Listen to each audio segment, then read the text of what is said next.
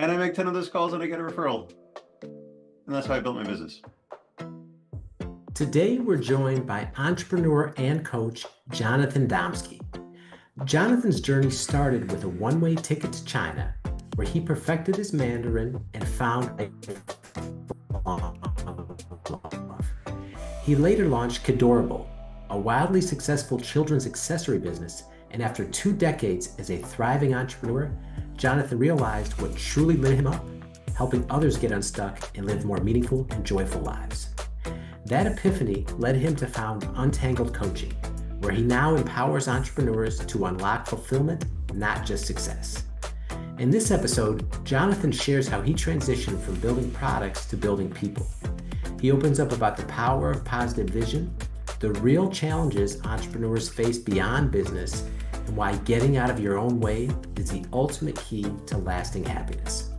Get ready for actionable insights, inspiring client stories, and a refreshing take on what fulfillment really means. As always, if you found value from this content, please like and subscribe.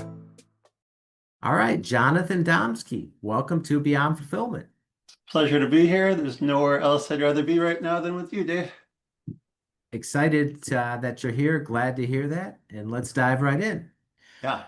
So, Jonathan, you've been an entrepreneur for quite a long time, and you founded Untangled Coaching 5 years ago. So was there an aha moment where you realized I've got to build this? Yeah, there certainly was. Dave, it was a single day, January 31st, 2020, right before anyone had heard of COVID. It was a Friday afternoon like any other, and I took a walk from my home near Lake Michigan up to the lake and to Northwestern University campus to clear my head, process the week like any other. But this week, the moment that the water came into view, it felt like I was riding an avalanche. I was literally unsteady. I needed to sit down.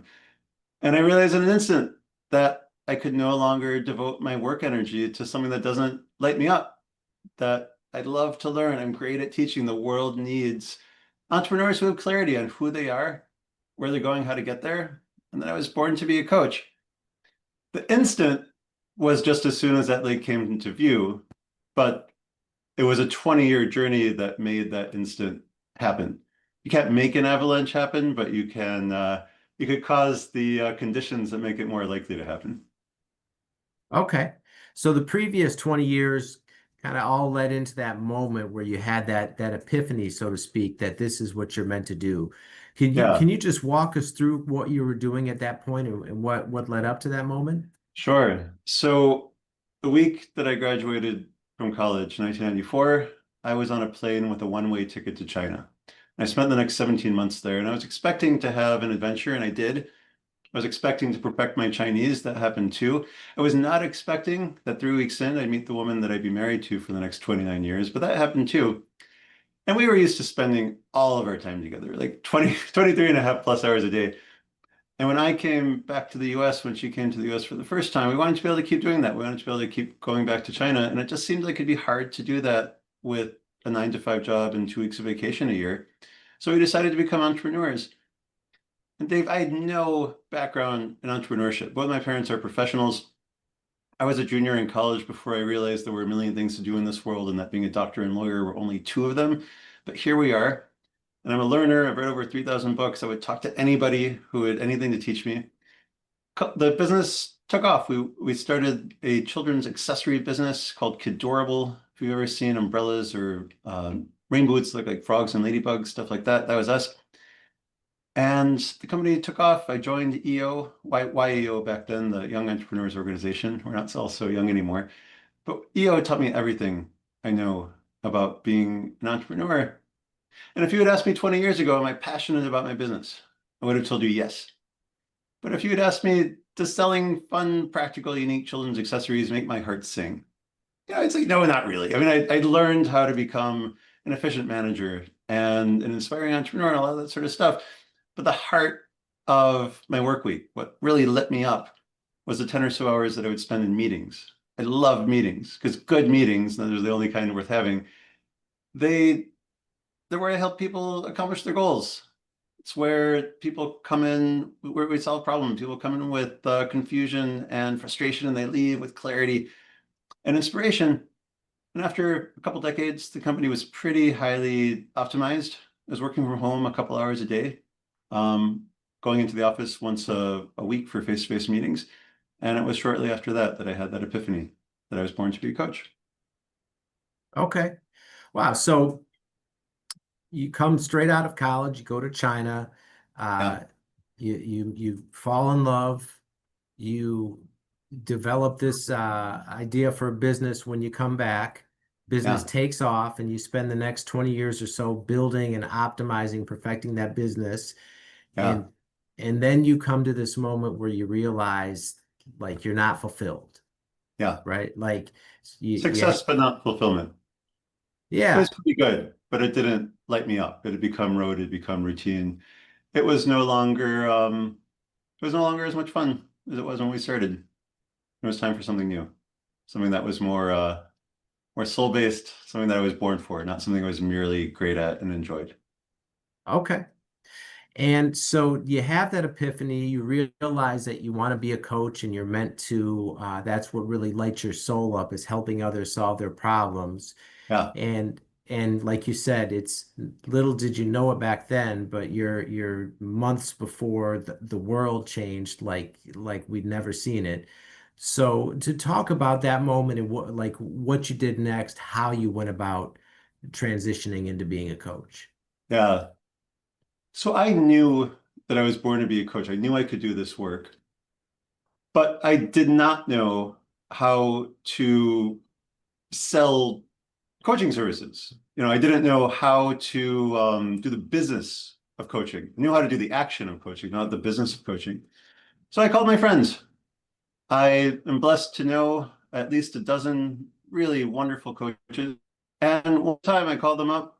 I told them the same story I told you, and that I need to do this thing, but I need help. How do I do it? How do I start? How do I start getting clients? Because it doesn't work that you just put it out into the universe and then people start knocking on your door. A vision is essential. And I certainly had a coaching vision that I live into that was a real guide, especially for those early years. But the way that I actually started my business is I made a list of all the people who really knew me, who believed in me, wanted me to be successful, and had the potential to refer me to the entrepreneurial clients who I work with. And I would call them up, catch up, hey, what's going on? And I tell them that I was, I'm on this mission to become a coach, tell them what I was about. And do you know anyone who would benefit from an introduction? And made 50 of those calls, and that was enough to launch the business. Okay. So 50 calls right away from people you know and your network and everything you'd built up over the 20 years. Yeah, And from there you got clients to basically launch and get going. yeah. Okay. And that how long did that process play out for? That just took a couple months. And I just want to check on you real quick, Dave. I have just some noise that suddenly came in my background. Could you hear it, or do we sound good? Now we sound good. Okay, great. Um, excuse me, getting over a cold. So those 50 calls were enough to get started. And there's all these coaches to the business of coaching. And I spent about a year spending 60 or $70,000 and probably about 1,000 hours of my time trying and utterly failing how to learn to sell to people online, strangers online. I know there's people who do it who are very successful with it, but I'm nothing if not a good student, Dave. And I did everything that they told me to do, and I didn't get a single sales call out of it. Posting every single day, putting out what I thought was really great content. The only people who responded to what I put out there were my own friends, other coaches, and people who were looking to sell to me. The last of these people, these coaches to the business of coaching that I contacted, told me, Jonathan, I could tell you right away why your marketing is not working. And I said, okay, here's $10,000. Tell me, tell me why my marketing's not working. They said, well, there's really two reasons. You sell to successful entrepreneurs. Selling online is mostly for newbies, people just trying to get started. Most successful entrepreneurs, we have networks, we have forums, we want to coach, we ask our friends.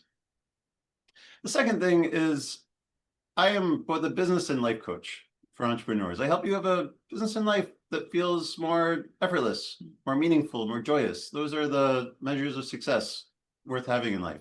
So it says me, I'm the guy you call when you're finally ready to learn what it is that you were born to do and how to do it.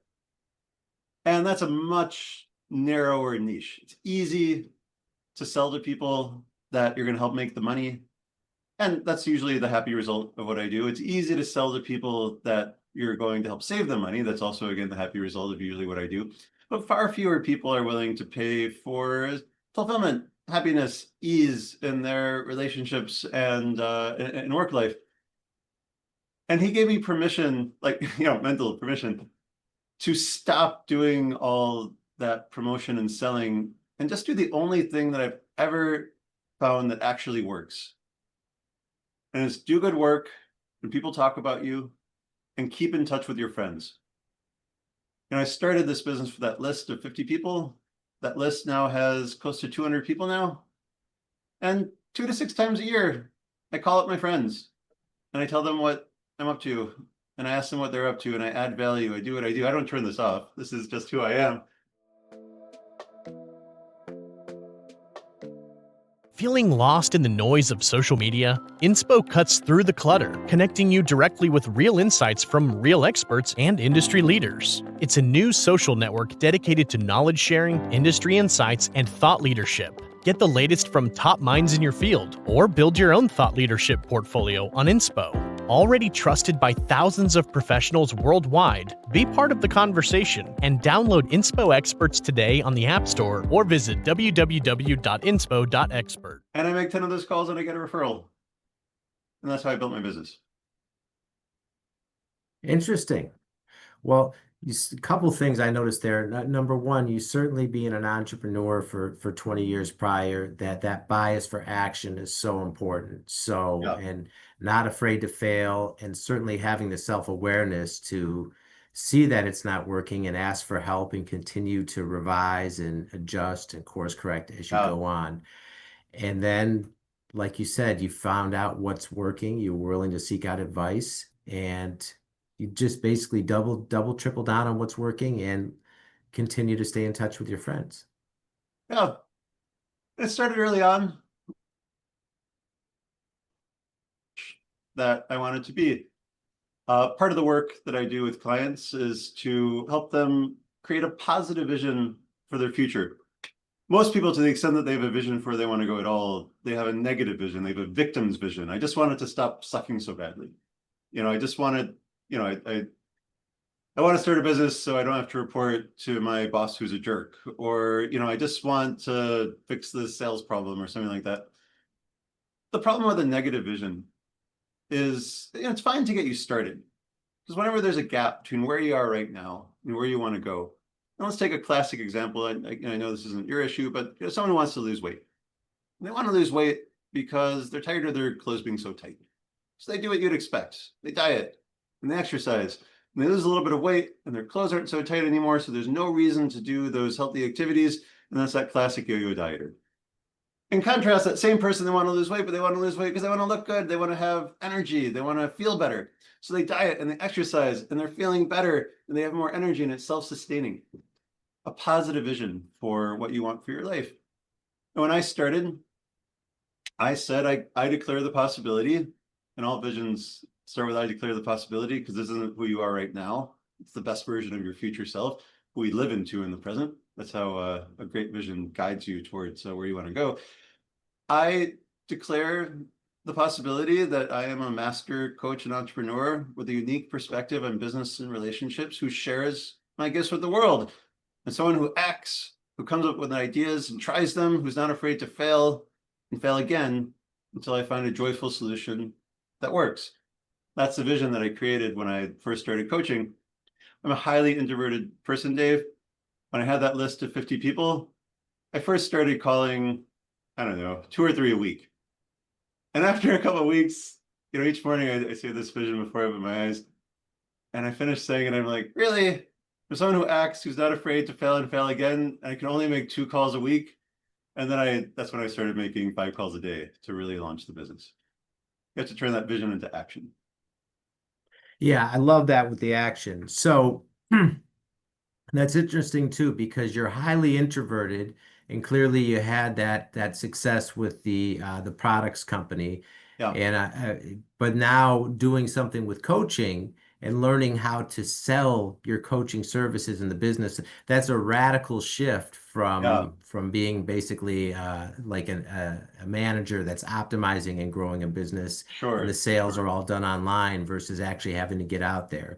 So Yeah, how so how challenging was that for you in terms of like the mindset and what was going through your head when you're realizing like I've got to really get out of my comfort zone to make this work? yeah. So for anyone who wants to grow their business, they first have to grow themselves. Um, you could read all the books you want. If all you do is read a book, it's highly unlikely, without actually growing yourself, it's highly unlikely that you're going to have success. Skills building, learning how to sell, learning all these things. Of course, it's an essential element of any growth program. And I did need to learn how to sell. I did need to find, the sales style that fits with me.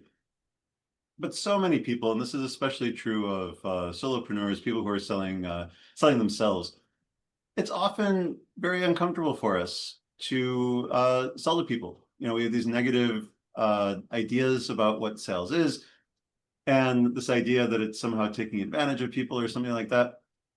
The advice that I give people, and the lesson that I need to learn, is if you really know who you are, and who you are is a 3-legged stool. The easiest, most accessible leg of that stool is how your life should be lived. How your life should be lived, not because I say it's the way it should be lived, just because of your DNA and your upbringing and your beliefs. How your life should be lived is your core values. And you can apply those core values to any challenge in life. So as applied to the challenge of sales, list your core value number 1. What is the fullest, most satisfying expression of that value is applied to the challenge of sales? Core value number 2, what's the fullest, most satisfying expression of that value as applied to the challenge of sales? State your purpose as applied to the challenge of sales. What's the fullest, most satisfying expression of your purpose? My purpose, for example, is to untangle the clutter obscuring our best, most authentic selves so that we have a clear path to a life and business that feels more effortless, meaningful, and joyous. So my sales call is the fullest, most satisfying expression of my purpose. Once I receive a referral and we have a call like this, the first thing I do is I help them articulate a vision for their beautiful future, which most people can't do by themselves. Like they need someone like me to help draw it out of them. And then once they see this beautiful future that they're like, wow, like that would be amazing. Then we talk about, well, there's where you want to go. And it's entirely achievable, by the way. Well, where are you right now? Tell me where you are right now. What have you tried? What hasn't? What's your current circumstances? And then what's missing? What are the steps that we need to take to bridge that gap? That's my sales call, which is exactly what I do during a coaching call. It's the fullest, most satisfying expression of my purpose. Untangling the clutter, all these details that just weigh people down, hold them back from the life they were born for. So it's joyful and it's easy and it's fun. And it doesn't feel like I have to take a shower afterwards. Does that make sense? Yeah, yeah. And let me just ask you, being that you've coached so many entrepreneurs, what are some of the common issues that people come to you, and it's particularly when you're selling to successful and higher Yeah. level entrepreneurs, what are some of the common issues that you see that people need help with? Yeah. So my favorite type of client is a passionate master of their craft, where there's very little that I could teach them about what they actually do for a living. Dave, it's highly unlikely that I could teach you to be a better leader of a 3PL. What I do is I help people get out of their own way so they could hit the open road. One of my clients said that he felt like a Ferrari trapped in the parking garage. Like he just wanted to get out of his own way and hit the open road. And there's basically 5 reasons why smart, hardworking people don't have the life, don't have the business that they're working so hard for. First, we already discussed, they don't know who they are. They're living someone else's idea of what their life should be instead of their own authentic vision. The next is, do they have that compelling vision that magnetically pulls them towards it? Do they know where they're going? Or are they just kind of going scattershot or going through the motions? If you know who you are, if you know where you're going, and then, well, how do you get there? That's that nuts and bolts skills building that we talked about. Again, always a part of a coaching engagement, never the most important part.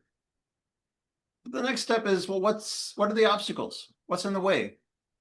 And that's often in terms of resource constraints, not enough time, not enough money, relationships, stuff like that. And if you know who you are, if you know where you're going, if you know how to get there, if you removed all the obstacles in front of you and you're still not living the life that you're working so hard for, well, then the obstacle is inside of you. It's between your ears. And my job is to ask questions to find out where in this journey we are, where to focus on. And yeah, I'd be happy to tell you some stories about different parts of that. Okay. Yeah. So, I mean, that's interesting too, because clearly this is a channel for entrepreneurs, and so many people are smart, hardworking, successful. They've built, companies and incredible success stories there. But inevitably, just like anyone else, there's challenges to where could be a Yeah. health challenge, could be relationship, could be a lack of fulfillment. So, I mean, yeah, I'd love to hear some stories about how obviously you don't have to give names or anything, but just Yeah. just some what you've done for people and how that's worked out for them. Sure. So I'll tell you one of my favorite stories. And any client stories that I share, the client always gives permission for me to share this, although sometimes the names are changed. But I'll tell you a story that encapsulates pretty much everything I do that answers this question.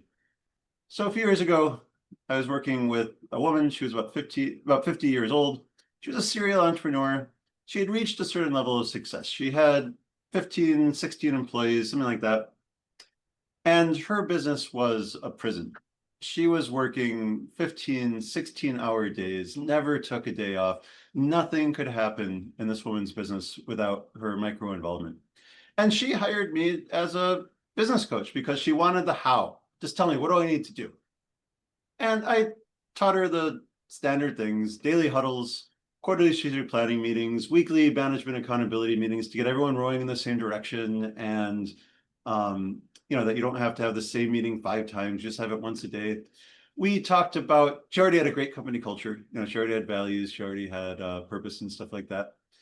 We talked about 5 dysfunctions of a team and why teams don't work. That, there's, because they don't trust each other, they don't engage in constructive conflict. Because they don't engage in constructive conflict, no one commits to the company goals. Because no one commits to the company goals, you can't hold anyone accountable to it. And because you can't hold anyone accountable to it, results suffer. We talked about all these basic things.